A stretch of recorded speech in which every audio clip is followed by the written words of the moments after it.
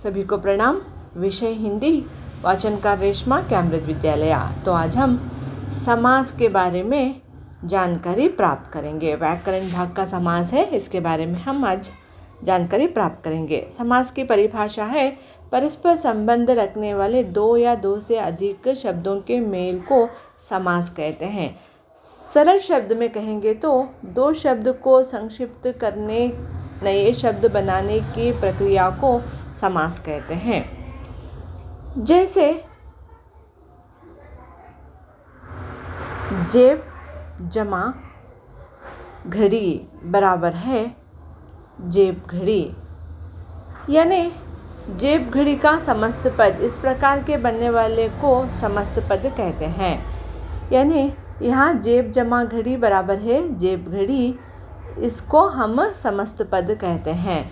समस्त पद का अर्थात यानी समस्त पद के पहले को पूर्व पद तथा दूसरे को उत्तरी पद कहते हैं। समस्त पद जेब घड़ी का समस्त पहला पद को पूर्व पद, दूसरे को उत्तरी पद कहते हैं। समस्त पद डाकघर है, पूर्व पद हो गया है इसमें डाक, उत्तरी पद हो गया है इसमें घर। यानी समस्त पद अगर इसको विग्रह करते हैं तो डाक का घर कहते हैं, डाक का घर कहते हैं। समस्त पद के शब्दों को अलग करते हुए उनका संबंध स्पष्ट करना समास विग्रह कहलाता है। अगर इससे समस्त पद को विग्रह करते हैं, इसको अलग करने को हम इसको क्या कहते हैं, समास विग्रह कहते हैं। जैसे उदाहरण, समस्त पद है तुलसी कृत, पूर्व पद हो गया है इसमें तुलसी, उत्तरी पद कृत। समास को विग्रह करने से तुलसी द्वारा कृत हो जाएगा।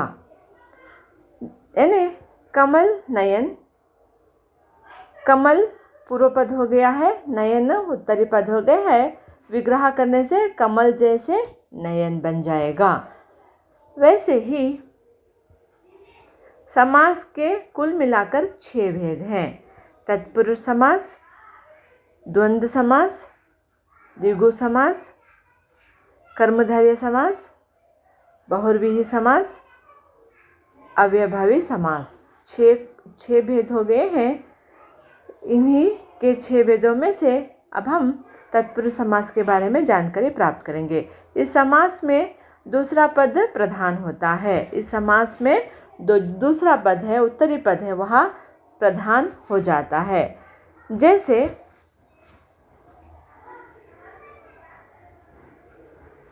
इस समास में समस्त पद का विग्रह करते समय पूर्व पद और उत्तरी पद के बीच कारक चिन्ह अलग लगाया दिया जाता है और समस्त पद बनाने के समय दोनों पदों के बीच आने वाले कारक चिन्ह का लोप होता है।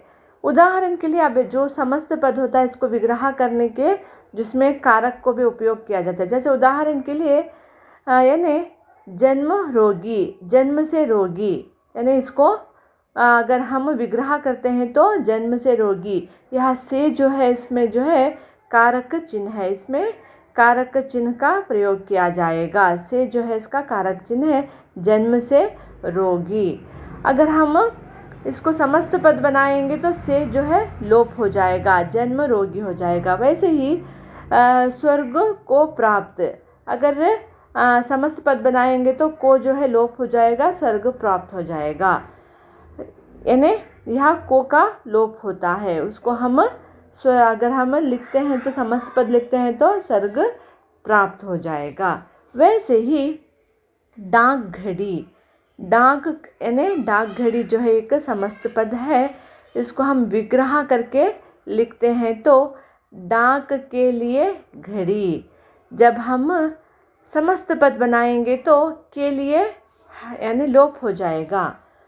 चौथा है देश का वासी, अगर हम समस्त पद लिखेंगे तो देशवासी, इसको लोप होकर देशवासी बन जाएगा।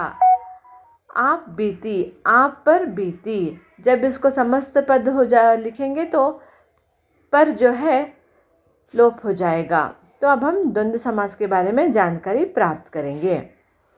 द्वंद्व समास के पहचान है कि इसके समस्त पद के पूर्व पद और उत्तरी पद के बीच योजक चिन्ह लगाना होता है। जैसे इसमें दोनों पद समान होते हैं, दोनों ही पद प्रधान होते हैं, दोनों पद एक समान होते हैं और दोनों पद एक प्रधान होते हैं। इनमें समस्त पद का विग्रह करते समय पूर्व पद और उत्तरी पद के बीच या और तथा अथवा जैसे योजक चिन्ह लगा दिए जाते हैं और समस्त पद बनाते हैं। समय दो पदों के मिलने वाले योजक का लोप होता है। जब दोनों पद के बीच में योजक चिन्ह के योजक शब्द आता है तो वह लोप बन जाता है। जैसे माता के बीच योजक चिन्ह है पिता। जब इसको यहाँ योजक चिन्ह को हटाकर जब हम समस्त पद बनाते हैं तो माता और पिता हो जाएगा। जैसे योजक चिन्ह के बजाय योजक शब्द बन गया है।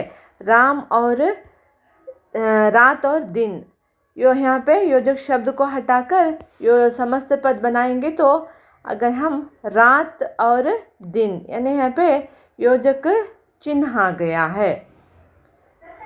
यहाँ पे ध्यान रखना है कि योजक चिन्ह और योजक शब्द का उदाहरण होता है। ठंड योजक चिन्ह गरम।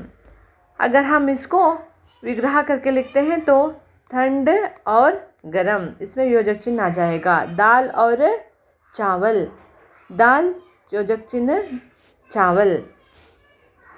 अब हम द्विगु समास के बारे में जानकारी प्राप्त करेंगे। इस समास में पहला पद संख्यावाचक होता है, दूसरा पद प्रधान होता है। इस समास में जैसे पंचवटी, देखिए यहाँ पंचवटी 5 वटों का समय, पहला पद जो है संख्या सूचित करता है, दूसरा शब्द प्रधानता सूचित करता है। देखिए शताब्दी, पहला पद शत शब्दों का समूह यानी 100 शतों का समूह। चौराहा 4 राहों का समूह। दोपहर 2 पहर का समूह। चारपाई 4 पहरों का समूह। ऐसे संख्या सूचित करने वाले को हम द्विगु समास कहते हैं। द्विगु समास के संख्या को एक ध्यान में रखना है और दूसरा पद प्रधानता के बारे में हम ध्यान में रखना है। सारे शब्दों में हमें संख्या को सूचित करता है। अब हम कर्मधारय समास के बारे में जानकारी प्राप्त करेंगे। इस समास में विशेष विशेष्य या उपमेय उपमान का बोध होता है। इस समास में विशेषण और विशेष्य होता है और उपमान और उपमेय होता है। उपमेय जिसकी तुलना की जाती है, उपमान यानी जिसको तुलना की जाए। जैसे उदाहरण घनश्याम, घन के समान श्याम,